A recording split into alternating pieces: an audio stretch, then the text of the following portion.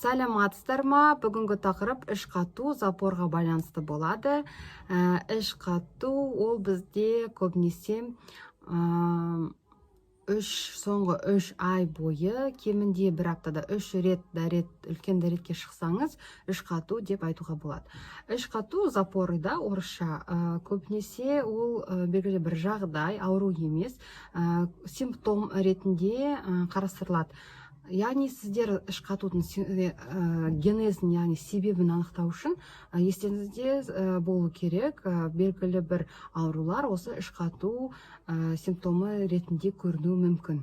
Қандай аурулар? Мысалы, қан диабеті, гипотериоз, сосын склеродермия, гиперкальцемия, гипокалемия, ол дегеніміз кальцийдің қан құрамында жоғарылауы, калийдің қан құрамында төмендеуі, одан кейін жүктілік кезінде іш қату болады, одан кейін невроз состояние, синдром раздраженного кишечника, яғни ішектің тітіркендіріш синдромы кезінде, одан кейін Паркинсон ауруында, омыртқа жотасының травмасында, және де ең басты рөл ол дәрі-дәрмектің жанама әсері, яғни побочный эффект ретінде іш қату белгілері туындауы мүмкін. Қандай дәрілер десеңіздер, мысалы антигипертензивті, яғни қан қысымын төмендететін дәрілер, одан кейін антигистаминді, көбінесе аллергияға қарсы дәрілер, одан кейін анемия қолданатын феррум, яғни темір препараттары, сосын антоциттер, оның ішінде алмагель, малокс, рейния, оны біз көбінесе жогада қолданамыз. Енді басты осы себептерін сіздер ликвидация, яғни оны емдеу арқылы сіздер іш қатудан айырылуыңыз мүмкін, егер осы себеп туындататын болса сізде. Туындататын болса. Енді біз нені қарастырамыз? Белгілі бір жағдайларда бізде еш күтусіз біз дәрігерге бару керекпіз. Ол тревожный сигналы деп айтады. Яғни қандай жағдайда іш қатумен қатар сізде температура болса, қан кету болса, шектен, салмағыңыз 10 килограммнан жоғары салмақ бірден тастасаңыз, және де үлкен шаршағыстық, әлсіздік болса, төсектен тұра алмайтындай әлсіздік болса, әрине сіз дәрігерге ешқандай уақыт күтпей қаралуыңыз қажет.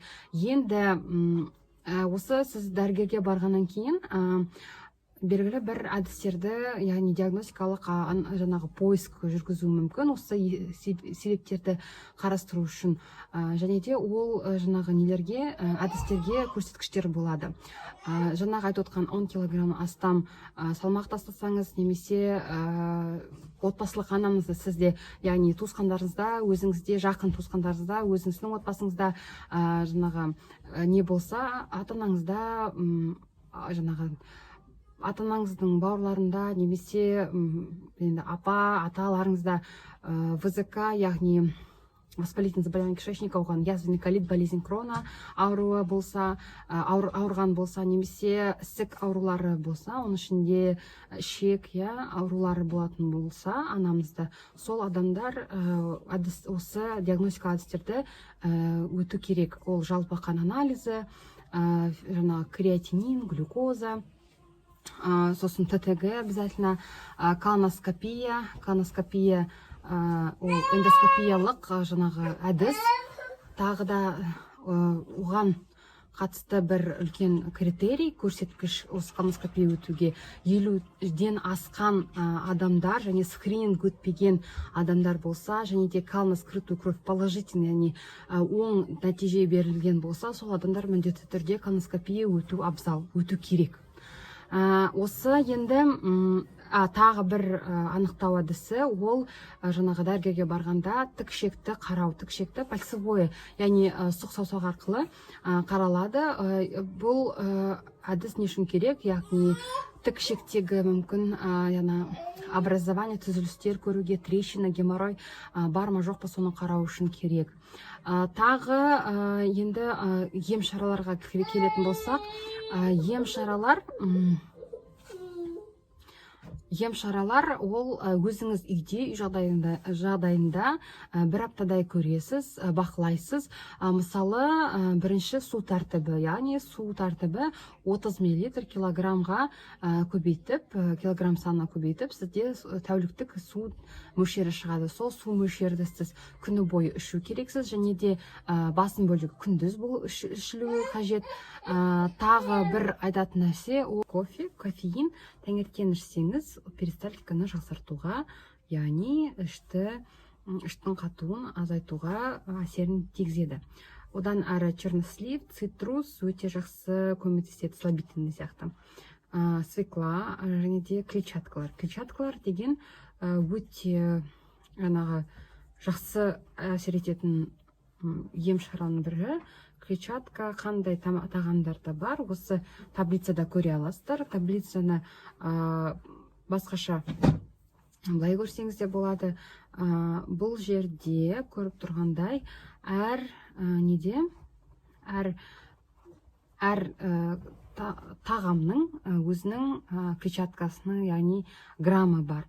Яғни күніне 20-35 грамм клетчатка қабылдауы тиіс. Яғни әр осы таблица арқылы мысалы алмада қанша грамм бар, соны өлшеп бір алмада, сосын әр қайсын қосып күн тәулігіне 20-35 граммға дейін жеткізу қажет. Тағы айтылатын ем шара, ол мысалы ем шара емес, бір үлкен ереже деп айтуға болады. Физиология заңы, мысалы әрбір тамақ ішкеннен кейін бізде физиология бойынша бізге ағза сигнал береді үлкен дәретке баруға, бірақ көп жағдайда біз игнорировать еткен әсерінен ол сигнал азая түседі. Сондықтан сізде сол сигнал болатын болса, обязательно оны көңілге бөліп, көңіліңізді бөліп, обязательно барыңыз туалетке, және де үлкен дәретке барып көріңіз. Тағы үлкен ем шаралардың бірі ол жаттығулар. Жаттығулар әртүрлі. Мысалы, оның біреуі жатып, неңізді, аяқтарыңызды велосипед ретінде алмастырасыз бірнеше минут. Одан кейін өзіңізге массаж жасайсыз, по часовой стрелке қолыңызбен сипайсыз. Сол кезде механикалық түрде сіз ішегіңіз бойыңызбен кішкене жылжытасыз. Сосын тағы бір нәрсе, ол майлар. Вообще кішкентай шай қасық таңертең, шай қасық льняной немесе оливковое масло ішкен абзал тамақ алдында. Өйткені ол тоже сіздің перистальтикаңызды, ішектің перистальтикасын жақсартуға көмектеседі. Енді егер осы шаралар бір аптада өзінің сізге эффектісін бермесе, әрине онда дәрігерге жүгінуіңіз болады. Тағы өзіңіз үйде слабительный ішуге болады, бірақ ол слабительдер әртүрлі. Мысалы, көпшілігіңіз бисакадил және сена ішесіз, ол дұрыс емес. Өйткені ол шынымен де іш айдайды, бірақ оның жанама әсері көп. Оның орнына сіз мысалы дюфалак ішуге болады, лактоза деп айтайық. Одан кейін